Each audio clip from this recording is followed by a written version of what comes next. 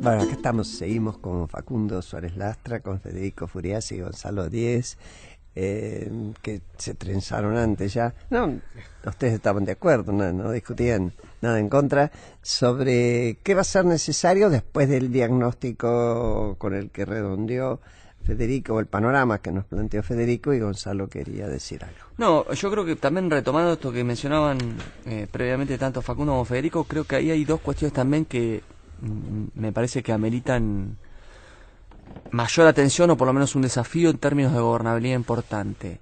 Está claro que el ajuste fiscal pega y pega en lo social, por eso creo que el refuerzo de partidas sociales va a ser importante y sobre todo en otra parte del peronismo que gobierna y que no es a nivel justamente subnacional o provincial, que son los intendentes del conurbano. Cuando uno ve las estadísticas de INDEC de antes de ayer y ve los niveles de desempleo, ve los niveles de pobreza e indigencia, vuelve a observar un conurbano caliente, en donde el escenario social plantea quizás una serie de dificultades extras. Y respecto a lo que decía Federico en materia de obra pública, yo coincido en ese punto. Cuando uno lee la letra chica del acuerdo con FMI, más allá de esta eventual nueva versión,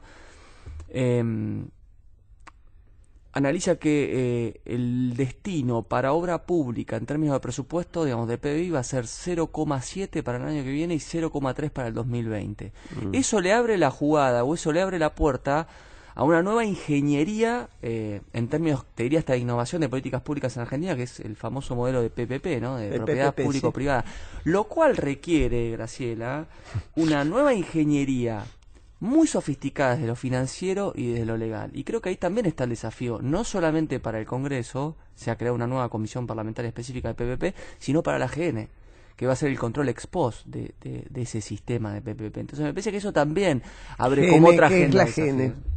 La GN, si bien depende, digamos, la Auditoría General de la Nación, si bien... Auditoría General de la Nación. Exactamente, si bien depende de su organismo ad hoc al Congreso Nacional, va a estar a cargo justamente de velar por la legalidad y por la institucionalidad de ese sistema de PPP, donde, insisto, es una novedad, es una innovación en términos de política pública, porque el sector privado aporta fondos, el Estado también lo complementa.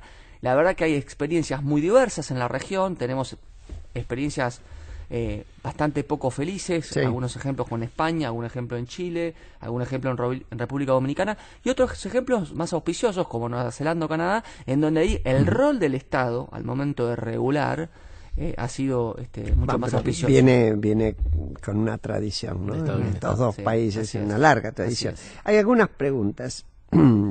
Una es una consideración, pero bueno, también puede ser pregunta.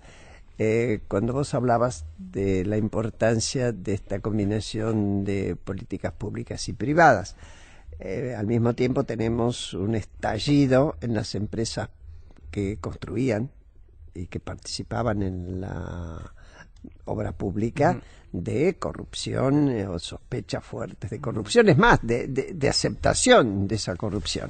Entonces me parece que ahí sería auspicioso que se corrieran rápidamente los responsables y la empresa quedara lo más a salvo posible, precisamente para no discontinuar lo que se puede hacer, pues si no sería catástrofe, ¿no? Es una cuestión general. Y después dejo alguna pregunta que lo tome quien quiera. Una en el tema del presupuesto. Yo oía ayer y vi escrito además bastante con preocupación el tema de si a los jubilados se les iba a modificar la forma, o es exclusivamente en algunas provincias, creo que La Pampa y Tierra del Fuego o Santa Cruz, no me acuerdo, si en el presupuesto va a haber o se introducen artículos que modifiquen, porque eso intranquilizó a determinados jubilados, grupos de jubilados, y el tema de la presión de los gobernadores para retener el fondo sojero. Estas dos cuestiones o tres cuestiones, si quien quiera. No, lo del fondo sojero ya está resuelto y acordado. Hay una asignación directa de recursos del gobierno nacional que lo resuelve. Por supuesto hay gente que quedó disconforme, algunos intendentes quedaron disconformes, pero eso yo diría está bastante avanzado. Con relación a las jubilaciones, estrictamente para quien aportó, no hay propuesta de ninguna modificación. Hay sí una propuesta con relación a aquellos que desarrollan actividad que hay que profundizar en el detalle. Como aquellas personas que no tienen jubilación, sino que tienen esa asignación especial, que se generaron más de 1,5 millones de casos de personas que por el solo hecho de cumplir 65 años sin tener ningún tipo de aporte, tienen una asignación que no es específicamente del 2011, una jubilación, creo, 2006, exactamente, una elección. Y que en general se ponía como un aporte que iba a pagar una moratoria que iba a hacer que en el futuro tuvieran las contribuciones que permitieran ponerlos en equiparación con jubilados. Y lo que el gobierno ha planteado en la iniciativa esta, que está a discusión y reitero, está todo muy abierto a conversación y discusión, que quienes desarrollen otra actividad, tengan una actividad económica y perciban este beneficio, dejarán de tenerlo, o más o menos así. No va a ser fácil. ¿Qué pasa? Por ejemplo, yo les comento un caso varios casos que conozco por mi edad y mi actividad. Yo tengo 64 años y soy productor en una zona donde tengo muchos amigos, parientes y vecinos que tomaron como decisión de vida no hacer aportes y que facturan más de 1,5 millones de pesos por año, a los cuales el Estado les paga 6.000 pesos por mes. Ahora, al tipo que trabajó toda la vida o que tiene sin haber trabajado por distintas circunstancias y restricciones por la informalidad de la economía argentina y no tiene ingresos y se le da esa contribución, ¿es lo mismo que aquel que factura, tiene un quit 1,5 millones de pesos y a ese le tenemos que seguir pagando 6.000 pesos? Son cosas que tenemos que decir, bueno, ¿cuándo empezamos a conversar las cosas yo conozco en serio? gente que está viviendo en el exterior, argentinos que viven en el exterior, y con esa jubilación se pagan las vacaciones. Bueno, la jubilación cobrada todo el año, acá, donde ni siquiera viven, y trabajan en otra cosa en otro lado, pagan las vacaciones. Entonces no estamos hablando habrá que ver, porque hay muchos casos donde hay quienes sostienen cualquier tipo de actividad, pero poner límites, poner franjas para que tenemos que tratar de que los subsidios sean focalizados, que los subsidios lleguen a quien realmente los necesita y no sean generalizados. A mí me parece la cosa más conservadora, reaccionaria que generó el kirchnerismo fue generar subsidios generalizados que permitieron que la gente de altísimos recursos dispusiera de los beneficios que debieran ser exclusivamente para quienes menos recursos tienen. Sí, algo más para agregar. De hecho, el gobierno en el presupuesto tiene un aumento de las jubilaciones en relación al producto de 0,3, 0,4, justamente porque las jubilaciones van con la inflación pasada. Entonces, si el año que viene el gobierno tiene una inflación más baja que este año, pero va a estar gastando jubilaciones con la inflación de este año. Entonces, las jubilaciones van a ir por arriba de la inflación el año que viene si la inflación baja. Bueno, compensarían parte de la pérdida de este año. Si sobrevivió el jubilado. No, pero quiero recordar una cosa, casi incendian el Congreso por esa modificación. Sí. Esa modificación es la que permite que hoy esto suceda así y que los jubilados aumenten su ingreso. Bueno, vamos a ver qué pasa todavía. Tiene que bajar la inflación, ese es el supuesto, pero digamos... Vamos a apostar, pero... Ese es el problema también macroeconómico, que como tenés la mitad del gasto público, lo que es jubilaciones, indexa la inflación pasada, si bajás rápido la inflación, te complica el ajuste fiscal. Claro. Y esa es, por eso digo, la necesidad de cambiar esto a mediano plazo. El año que viene no va a haber margen político para hacerlo, pero en algún momento... Hay una pregunta que a mí me gustaría que ustedes me contestaran. Conozco la respuesta, pero no puedo menos que hacerla. Dos. Una tiene que ver con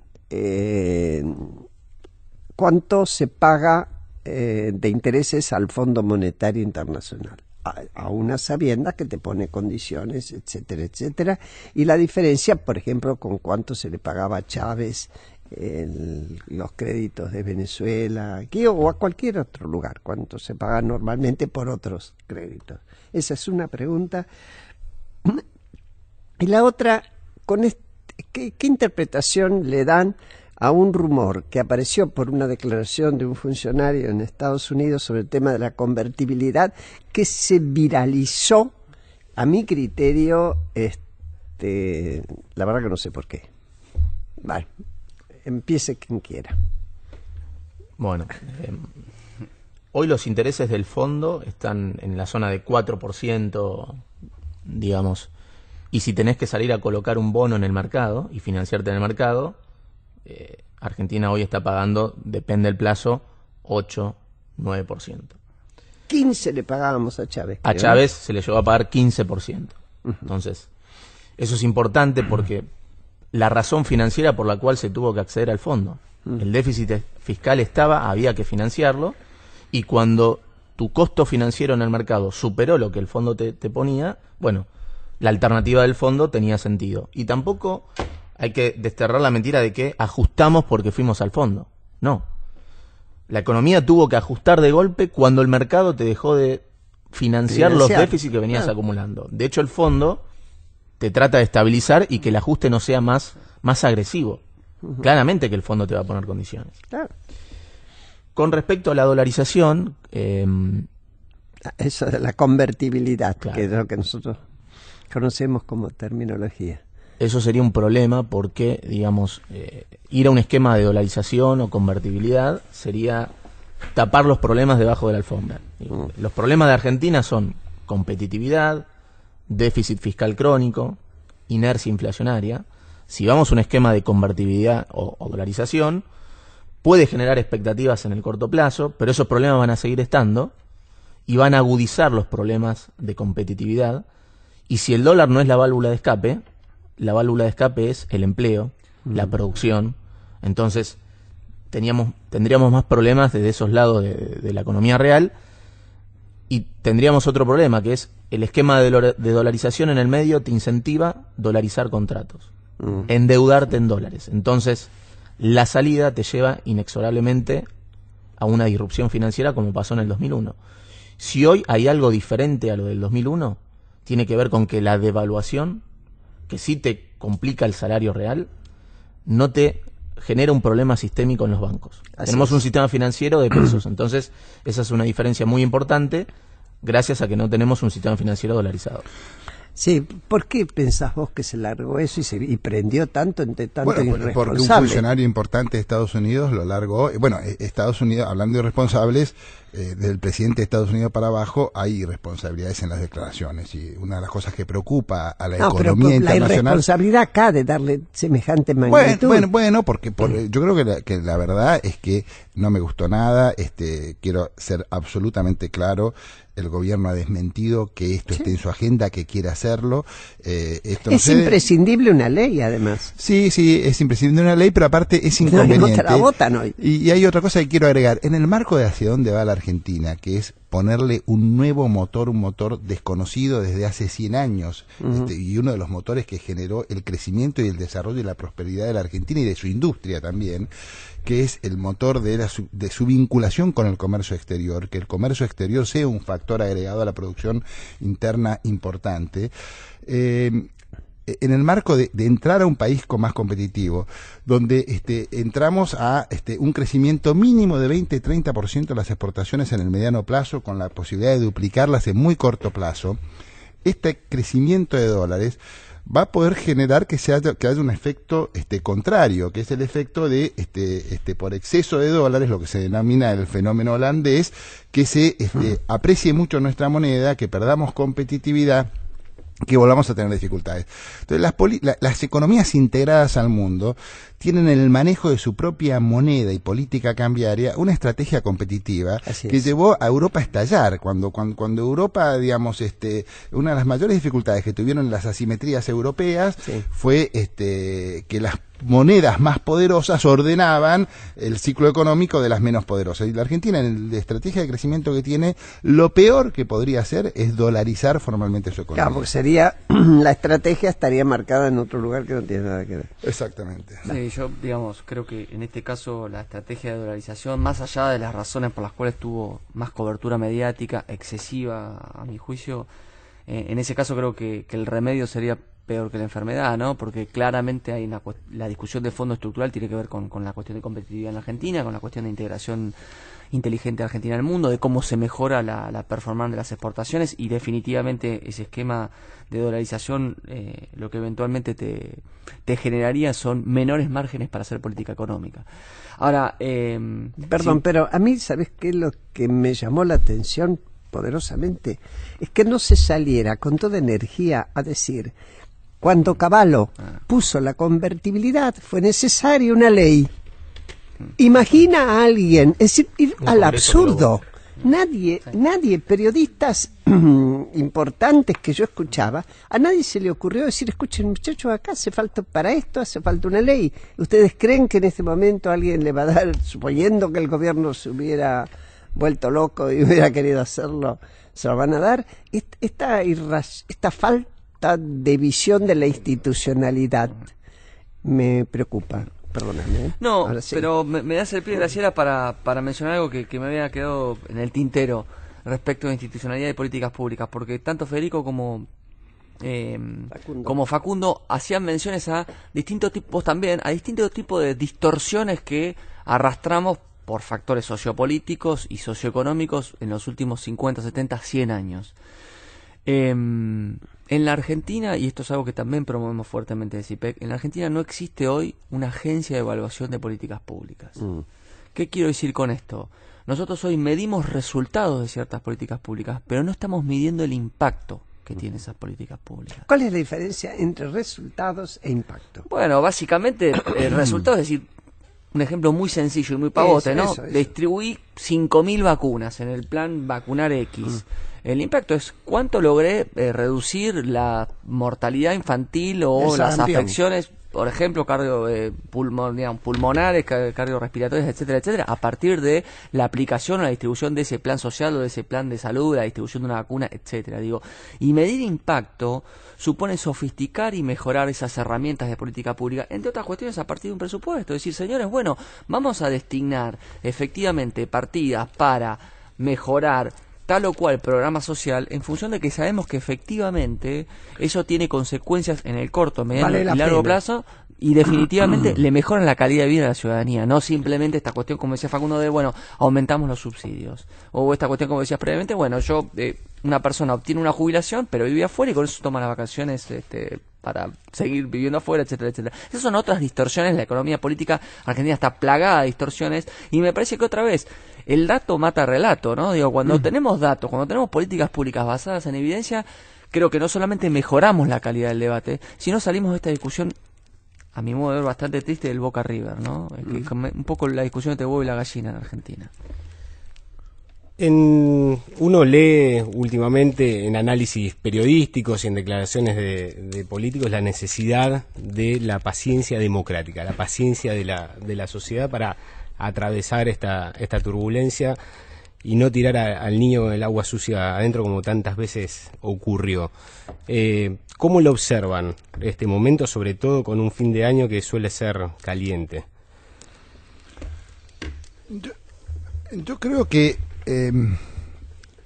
hay decepción. Había la idea de que las cosas iban a andar mejor. Hubo una ilusión el año pasado cuando, a pesar de todos los pronósticos, había descenso de la tendencia inflacionaria, había crecimiento a la obra pública y baja de los costos, inversión en infraestructura, creación de empleo genuino en el sector privado, aumento de las inversiones. En ningún monto extraordinario, pero había, después de varios años de recesión y de falta de generación de empleo privado, empezó la actividad a recuperarse y eso había generado una situación de que había un camino, y me parece que el agotamiento de las posibilidades de financiamiento producto, yo coincido con lo que se dijo acá, en el sentido de que se agotó porque el gobierno perdió un año en hacer algunos ajustes que debió haber empezado a hacer antes.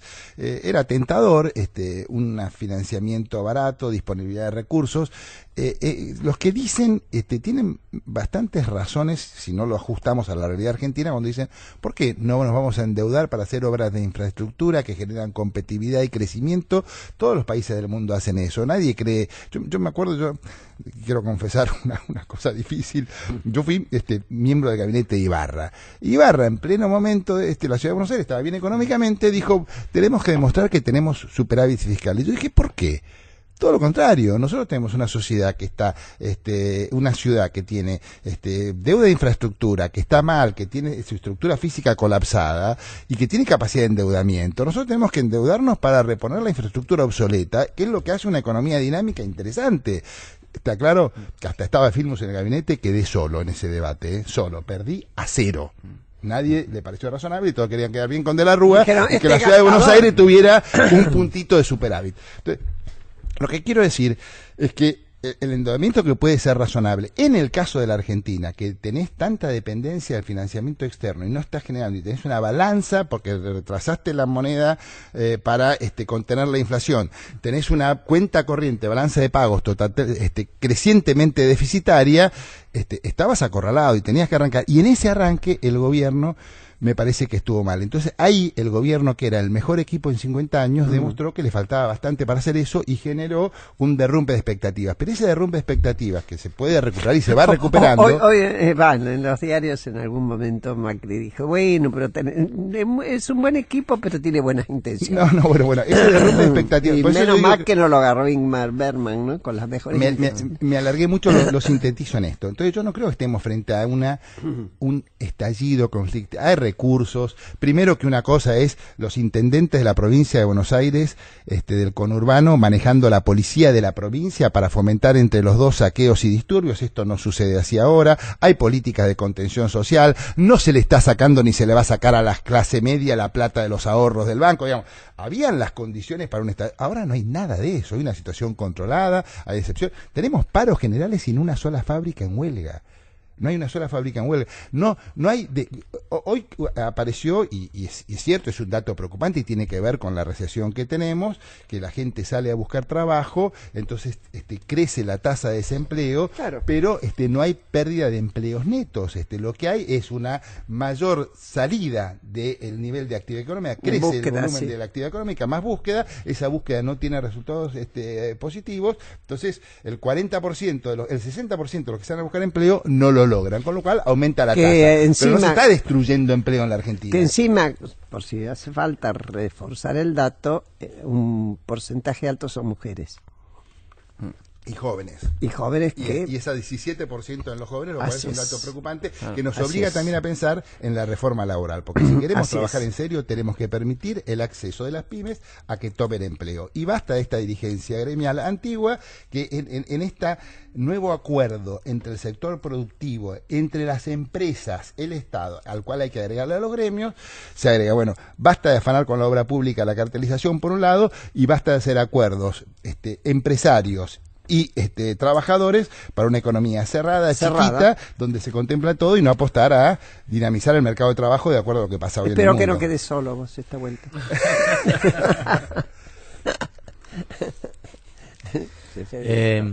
Sí, digamos, la foto de este año va a ser complicada, ¿no? Si uno mira, probablemente terminemos una inflación en la zona de 44, 45 y salarios llegando al 30%, con lo cual la carrera salario-inflación va a estar muy complicada. Eso es la contrapartida de esta recesión que vamos a tener, que se va a extender en el mejor de los casos hasta diciembre, enero, febrero del año que viene, donde se va a complementar también con una alta tasa de interés que el Banco Central la tiene que tener para tratar de contener el impacto inflacionario que va a dejar esta devaluación, y eso también empieza a ahogar financieramente a lo que son las pymes, toda la cadena de pagos. Ahora, si bien eso va a ser la contrapartida de una recesión profunda que va a deteriorar variables sociales y va a consumir capital político, también el gobierno tiene margen para, digamos, salir rápido de esta recesión. Y en eso depende, ¿no?, todo esto de que si vuelve a generar confianza en los mercados para tratar de normalizar la situación financiera. Ahora, el problema estructural, que me parece que eso tiene que ser un foco importante en CIPEC y creo que lo es... Ya te están dando trabajo. Para el hogar. El problema estructural ya enseguida te vamos a dar otro. de Argentina es cómo generar exportaciones, cómo aumentar la competitividad de nuestras exportaciones, porque cuando uno mira la historia económica argentina siempre se debate entre cuando te agarra la crisis, dólar alto para darle competitividad, pero a costa del salario real, porque eso termina generando inflación, y cuando está el financiamiento, no hay nada más políticamente redituable que hacer atraso cambiario. Claro. Plancho el dólar, el salario se recupera contra la inflación a costa de la competitividad de las exportaciones. Y ahora partimos de una situación que, después de una recesión, volvemos a tener un tipo de cambio alto, con lo cual la única forma de sostener competitividad externa mejorando el poder adquisitivo del salario, es bajando la inflación. Que ese es el camino largo y ese es el camino en el que falló el gobierno. Bajar la inflación tiene costos. Sí. Es un camino de largo plazo. Este gobierno subestimó los costos que tiene bajar la inflación y le erró en el diagnóstico en torno a que si no bajás el déficit fiscal y no subís las tarifas, es muy difícil bajar la inflación todo al mismo tiempo. Porque terminás agudizando los desequilibrios de la economía, pero me parece que ahora, el año que viene, con el déficit fiscal controlado, partiendo de un tipo de cambio más alto, si tenés el financiamiento externo, me parece que puede ser un año donde la inflación pueda bajar y el salario se pueda recuperar contra la inflación y le dé aire político después de la recesión que vamos a tener este año. ¿Tomaste por la tarea, Jan? Yo tomé la tarea, sí, pero en realidad Federico se adelantó porque antes en la charla de medio lo veníamos conversando.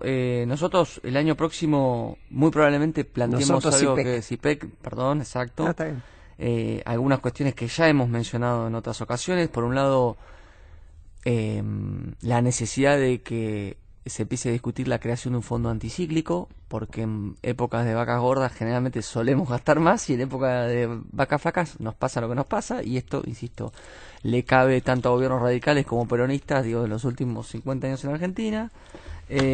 Y por otro lado también la idea de empezar a promover una suerte de agencia, después veremos el diseño institucional, de exportaciones, porque nuevamente la forma más genuina de generar dólares es con un mecanismo de integración inteligente al mundo y justamente dinamizando aquellos sectores, desde el agro hasta el software, en donde Argentina tiene ventajas comparativas, y esto es, digamos, es un elemento real, digamos, ¿no? Que Argentina tiene que saber definitivamente aprovechar.